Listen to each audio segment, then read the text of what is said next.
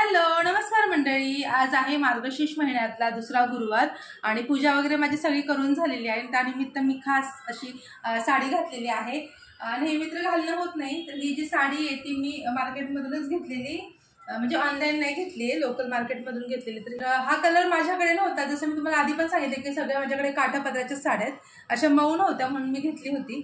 तर हे जे नेक पीस आहे हा आता तुम्हाला माहित असेल, बऱ्याच जणींकडे असं असेल, तर हे मंगळसूत्र सारखंच आहे। आणि हे इयरिंग्स आहेत बघा, हे पण आहेत ना, हे पण मला वाटतं कुठून तुळजापूरवरून की कुठून तरी आणलेत, तुळजापूरवरून आय थिंक आणलेले आहेत। आणि त्याच्यासोबत ह्या बँगल्स तुम्हाला तेव्हा दाखवलं ना, त्या मॅच केलेल्या आहेत। तर असा हा ओव्हरऑल लुक आहे आजचा। तुम्हाला कसं वाटला मला नक्की सांगा कमेंट करून। काय होतं, जसं जास्त वेळ घालायचं असेल तर आपल्या काठपदराच्या साड्या नकोशा वाटतात, पण याच्यावर या कम्फर्टेबल असतात। थोडी ही जड आहे पण कम्फर्टेबल आहे, घालू शकतो आपण। आणि ह्याचा ब्लाऊज आहे ना, मी असा शिवलाय बघा। हा एकुलता एक माझा ब्लाऊज असा आहे ज्याच्या अशा इतक्या स्लीव्ज आहेत, नाहीतर मी अजिबात असे स्लीव्ज शिवत नाही। पण माझी एक मैत्रीण ती म्हटली बघ तुला छान दिसतील वगैरे, पण मला आता वाटतं की हे नको करायला होतं मी, पण आता ठीक आहे स्टिच केलं तर। आणि हे मला ठीक वाटतं, पण हे जे लेंथ आहे ना ही खूप मला जास्त वाटते। तर तुम्ही सांगा कमेंट करून कसं वाटतंय। आणि पूजा वगैरे तुमची पण झालीच असेल, तर त्या संदर्भातच मला थोडंसं बोलायचं आहे। तर मी निवांत बसून तुमच्यावर गप्पा मारते। चला, इकडे टीव्ही चालू आहे त्यामुळे म्हटलं आपण निवांत इथे येऊन बसावं, कोणाला डिस्टर्ब नको आपल्यामुळे। तर बघा, आता मार्गशीर्ष महिना सुरू आहे आणि काही गोष्टी मला असं जेन्युइनली वाटतं, ज्या असं मी विचार केला की तुमच्यासोबत शेअर करायला हव्यात। तर मार्गशीर्ष महिना सुरू आहे, सगळ्या जणी आपण दर गुरुवारी महालक्ष्मी मातेचे पूजा करतो, सगळं म्हणजे ते व्रत करतो गुरुवारचं। पण आता आजकाल कसं होतंय ना की आपण व्हिडिओज थ्रू म्हणजे यूट्यूबवर असेल किंवा व्हॉट्सअपवरती वगैरे आपण एकमेकांचे स्टेटस वगैरे बघून म्हणजे शेअर करतो ना, तेव्हा सगळ्यांची पूजा कशी मांडली वगैरे ते सगळं ते दाखवत असतात। पण त्याबरोबरच यूट्यूबवर काही असे व्हिडिओ आहेत की त्याच्यामध्ये दाखवलं जातं की हे आणा ते आणा पूजेची, म्हणजे खूप मोठी अशी पूजा घातली जाते आणि खूप सारं सामान असतं, म्हणजे सामग्री असते पूजेची, आणि खूप मोठ्या उत्साहाने केलेलं आपल्याला दिसतात व्हिडिओजमध्ये वगैरे।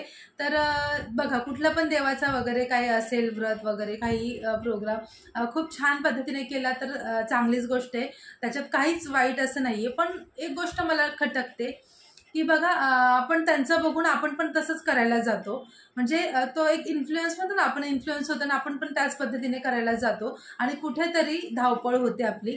आणि मग ते व्रत करण्यापेक्षा, त्या व्रतामध्ये आपलं लक्ष असण्यापेक्षा किंवा ते मनापासून श्रद्धेने करण्यापेक्षा एक दिखाऊपणा त्यामध्ये जाणवतो। मला तरी असं वाटतं, तुम्हाला पण नक्की सांगा मला कमेंट करून, असं वाटतं का? तर कसं होतं ना की ते डेकोरेशन किंवा ते सगळं करण्यातच आपण इतकं व्यस्त होऊन जातो की त्या पूजेकडे आपलं किंवा ते श्रद्धेने करायचं, मनापासून करायचं, देवीची आराधना याकडे आपलं दुर्लक्ष होऊन जातं आणि फक्त ते डेकोरेशन आणि ते फोटो क्लिक करायचे आणि हे सगळं त्याच्यातच आपण गुंग होऊन जातो। तर मोठ्या प्रमाणात करा, छान उत्साहात करा, खूप सारं डेकोरेशन करा, याबद्दल काहीच म्हणणं नाहीये, कारण की देवासाठी कितीही कराल तरी कमीच आहे। तर पण त्यामागे आपली श्रद्धा असावी, आपण ते मनापासून करावं। उगाच हिने केले म्हणून करायचं आणि फक्त व्हॉट्सअपला आपल्याला ते शेअर करायचं, त्यामुळे छान दिसायला हवं त्यासाठी करायचं। किंवा मग बघा, कधी कधी असं होतं की ते लोक सांगतात की ह्या वस्तू आणा त्या वस्तू आणा, हे लागतंच देवाला, हे असायलाच हवं, हे लाल कलरचं फुलच पाहिजे, हेच पाहिजे तेच पाहिजे, अशा इतक्या साऱ्या गोष्टी सांगतात की प्रत्येकाला ते करणं शक्य नसतात। त्याचे घरी आहेत, हाऊसवाईफ आहेत, त्यांना थोडाफार वेळ भेटतो तर त्या करतात, पण ज्या वर्किंग वुमन आहेत त्यांना हे सगळं करणं अजिबात शक्य होत नाही। किंवा जर करत असतील ना, त्यांची इतकी धावपळ होते की मग म्हणजे ते व्रत आल्यावर कसं आपण आनंदाने उत्साहाने करायला हवं, ते तसं न होता ते एक टेन्शन येतं की अरे बापरे, आता हे उद्या व्रत आहे, उद्या हे एवढी सगळी कामं करायची, आणि म्हणजे ते असं नकोसं वाटतं। अगदी ज्या वर्किंग वुमन आहेत त्यांच्यासाठी मी सांगते। आणि एखादी दाखवतात ना, हे अनावस्तू ते अनावस्तू हे लागतं, तर घरामध्ये समजा आपली परिस्थिती नाहीये जर कोणी अशी एखादी महिला असेल, एखादी स्त्री असेल की तिच्या घरात तेवढी कंडिशन नाही की ती तेवढ्या सगळ्या वस्तू आणू शकेल, तर घरात नवऱ्याशी भांडून किंवा नवऱ्याला पैसे मागून मला हे पाहिजे, मला त्यांनी आणलं म्हणून मला पण ते हवंय असं म्हणून जर ते आपण आणलं आणि घरात म्हणजे क्लेशच झाला ना, एक प्रकारचं भांडणाचं वातावरण तणावपूर्ण झालं आणि मग ते तुम्ही काम केलं, तर देवी तर म्हणत नाही ना की मला हे हवंय किंवा ते, असं देव कुठलाच म्हणत नाही. देवाला फक्त आपला भाव हवा असतो. मनापासून तुम्ही अगदी एक दिवा जरी लावला ना देवाजवळ तरी ते इनफ असतं. पण उगाच दिखाऊपणासाठी सगळं हे करायचं आणि मग त्याच्यामुळे घरात वादविवाद करायचे किंवा त्याने आणले मला पण आणायचे, मला पण पैसे द्या वगैरे असं म्हणून घरामध्ये भांडणं करण्यापेक्षा जे आहे आपल्याकडे जे उपलब्ध आहे त्यामध्ये मनापासून श्रद्धेने छान अशी देवीची आराधना केली तर नक्कीच देवी संतुष्ट होईल आणि तिचा आशीर्वाद आपल्याला मिळेल. कुठल्याच ग्रंथांमध्ये वगैरे पण तुम्ही बघा, हे असं कुठेही सांगितलं नाही की हेच हवं तेच हवं, एवढं असेल तरच देव प्रसन्न होईल. असं असतं ना तर करोडपती जे लोक आहेत ना त्यांच्याच घरी देवी गेली असती, लक्ष्मी माता गेली असती, गरीबाकडे आले नसते. पण आपण ती कथा वाचतो त्याच्यातच कसं लिहिलंय बघा, की मनापासून तुम्ही जेव्हा करता ना तेव्हा ते देव ते मानून घेतो आणि तिथे तुमची श्रद्धा, तुमचा विश्वास हेच खूप महत्त्वाचं असतं असं मला तरी वाटतं. त्यामुळे आजकाल कसं झालंय ना की हे सगळे व्हिडिओज वगैरे बघून ते करतायत ते लोक ठीक आहे, कारण की ते मनापासून पण करत असतील, पण ते त्यांचं काम आहे हे आपल्या लक्षातच येत नाही. किंवा कुठलाही युट्यूबर जेव्हा काही दाखवतो ना तर तेव्हा गोष्ट लक्षात ठेवा की हे त्याचं काम आहे, त्याला याच्यातून पैसे मिळतात आहे, त्यामुळे तो तितका वेळ तितका खर्च त्या गोष्टीसाठी करत आहे. किंवा काही जण मनापासून पण करत असतील, पण जर आपण आता बघत घरातली कामं सोडून वगैरे ते पूजाच करत बसलो 2-2 तास आणि घरातल्यांना उपाशी ठेवलं, मुलांना उपाशी ठेवलं, नवऱ्याला टिफिन दिला नाही आणि सगळी कामं घरातली ती तशीच ठेवली आणि पूजाच करत बसलो, तर देव प्रसन्न होईल का? नाही होणार. तुम्ही प्रत्येकाने ना देवाने आपल्याला प्रत्येकाला असं रोल दिलेला आहे की तुझा हा रोल आहे, तुझा हा रोल आहे. आपण आपला रोल आहे ना म्हणजे आपलं जे कर्तव्य आहे ते पार पाडणं जास्त महत्त्वाचं आहे आणि तीच कर्म हेच देव. तुम्ही तुमच्या जबाबदाऱ्या तुमची कर्तव्य पार पाडा आणि मग तुम्हाला काय करायचं ते करा. आणि कलियुगात तर सांगितलेलंच आहे की नामस्मरण हा सगळ्यात मोठं देवाला प्रसन्न करण्याचा मार्ग आहे, उत्तम मार्ग आहे, सोपा आहे, सहज आपण सगळी कामं करत असताना करू शकतो, सोपा देखील आहे. त्यामुळे उगाच म्हणजे असं पूजा करत बसायचं आणि घरातल्यांना उपाशी ठेवायचं हे मला तरी पटत नाही.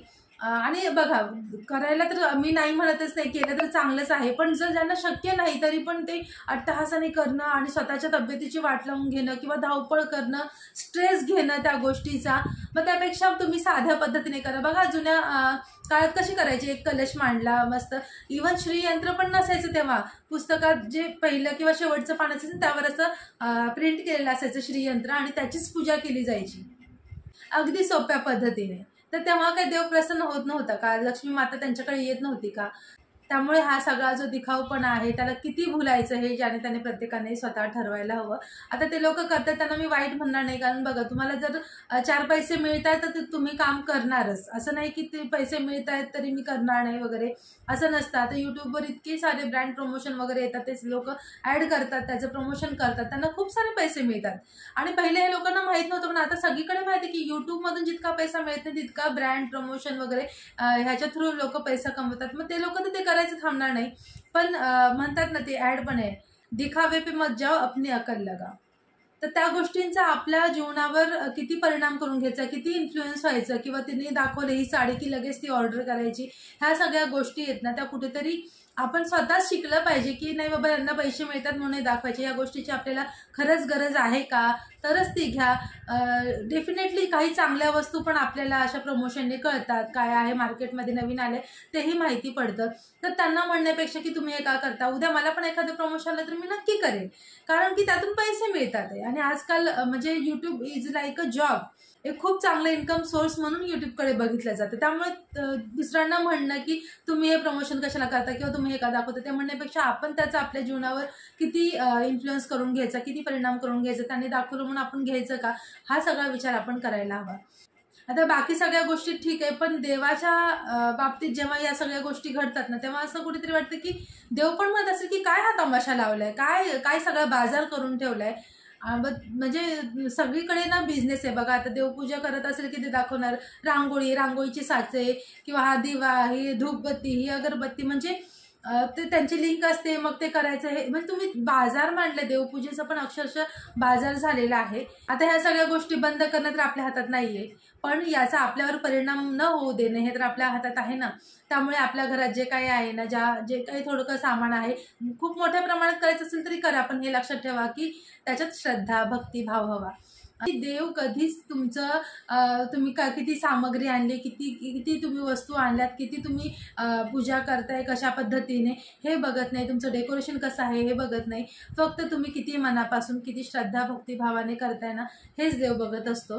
तर त्याप्रमाणे मला वाटतं की आता बघा सगळीकडे मार्गशीर्ष महिना, मग देवीचं, मग ते सगळं जे दाखवतात ना, तर तो सगळा दिखाऊपणा मला अजिबात पटत नाही. तर तुम्हाला या सगळ्याबद्दल काय वाटतं मला नक्की कमेंट करून सांगा. आणि याचा विषय जर आवडला असेल तर नक्की शेअर करा तुमच्या फ्रेंड्ससोबत. आपण पुन्हा भेटूया पुढच्या व्हिडिओमध्ये. तोपर्यंत बाय बाय.